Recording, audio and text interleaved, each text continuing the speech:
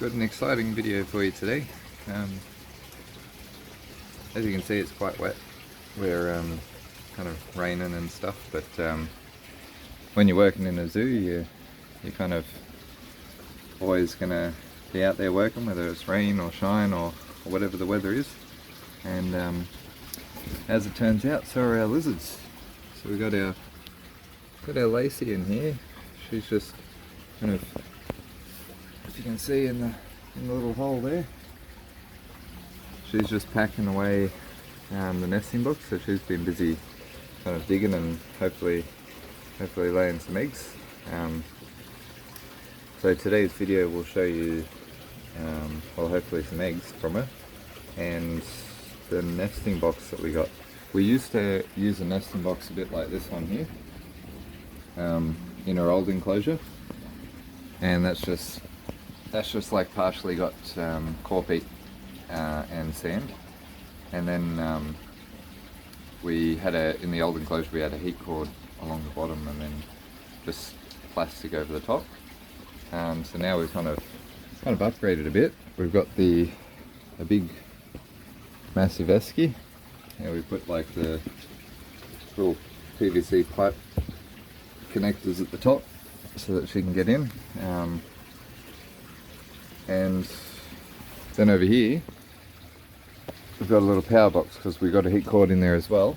But being an esky, we had to put a thermostat on the heat cord because the heat cord just like pumps up the heat. So so we've got that set. We've probably got to set it about, I think it's 30 I put it up to the other day, just so that it's kind of close to incubation temperature, because Lacy's and other monitors, they'll kind of, like, they will lay where there's good area, but they're going to kind of test out the area, smell it and check for temperatures and make sure that they can well, make sure the eggs are going to survive. So they want to make sure the moisture level's right and everything's kind of sorted and yeah, so make sure it's all good. And so the best thing to get them to lay in a good spot and not like all over the enclosure is to get a good setup going. She's laid in this before. She laid 2 eggs earlier in the season, and then this time around when she was going to lay, she started like digging underneath the box. So you can see like little hole just under there. She's kind of digging under there, and I'm thinking she's going to lay there. So you can see we dumped like 3 bags of Yuki mulch here just to give her something to dig into the ground, just in case for some reason she didn't lay the nesting box. But as it turns out, she's been digging all day, and then she turned around. We watched her like turn around in there, and now she's kind of packing it down. And the way you can tell that a monitor's laid in an area where she likes and that she's finished laying is she goes back and she'll flatten the whole nesting box. So you'll have like little big spots when she's not laying, and then when she's finished laying, the whole nesting box just flat down. So that's what she's busy doing now, and I don't want to really interrupt her for that.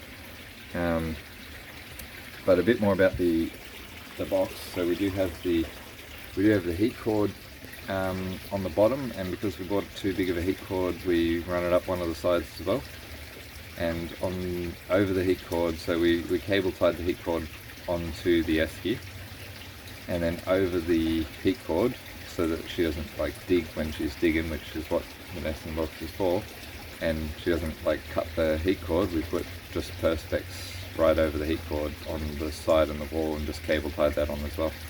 And then we've got obviously the thermostat probe in there, just somewhere in there. Like, she'll move that about because it's just in the dirt.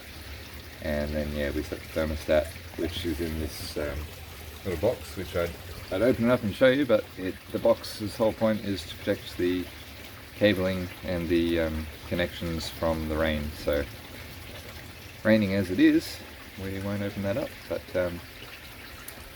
after we dig these eggs, we'll show you the eggs, and then we'll show you the incubator that we put them in. So now it's just a waiting game for me, so I'll pick up once I'm digging up and pulling out the eggs.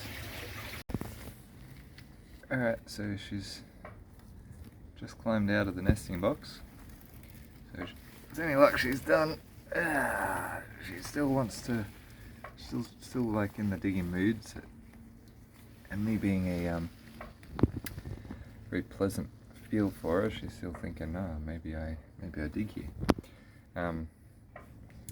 Brings me back to the, wait, what are you doing? You're rubbing your face on me? Get the dirt off you? So it brings me back to when the last video I was talking about, where everything kind of really helps when you've got like a real well socialized animal, from everything from feeding to handling to medical care and collecting eggs, because she's just laid her eggs and now she's climbed up and she's kind of rubbing the dirt off her face onto my face. Maybe digging around a bit, still in the digging mood, and we're going to dig up her eggs, and she knows that's not a problem. She's quite fine with that, and we're going to see how many eggs we got. Another thing I wanted to point out as well, so we've got the hide for these guys over there, and in the breeding process. Oh, she's wandering off. Where's she going?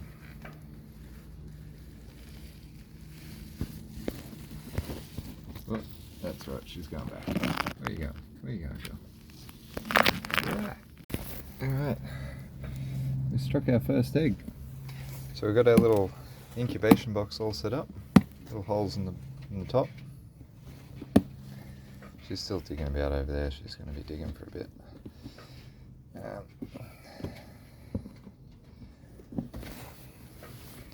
Yeah, we'll get this lid off, and that is just bird nesting soil. Our first little, look at that, look how healthy that is. Beautiful looking egg. Nothing excites me more than Lacy eggs. Lacy's nesting, Lacy babies, everything about them. Perfectly honest,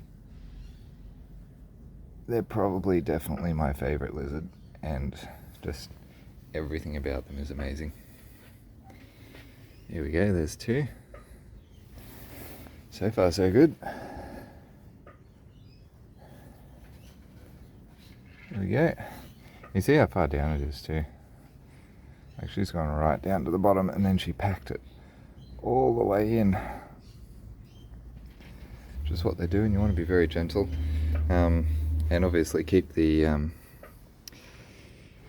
even though she's just freshly laid them, we still want to keep them the right way up.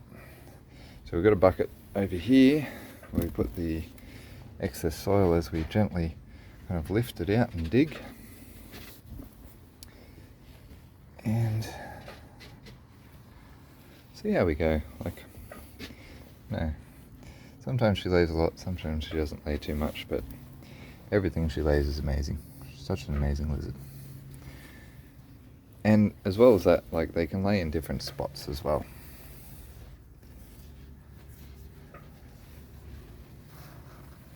This is the perspex I was talking about over the heat cords earlier on.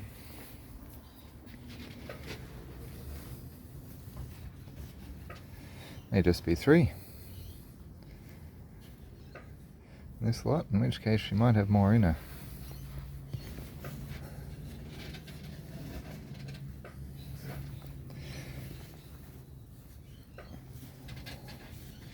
Or she may have laid them somewhere else in the enclosure. We'll have a look and we'll see how we go.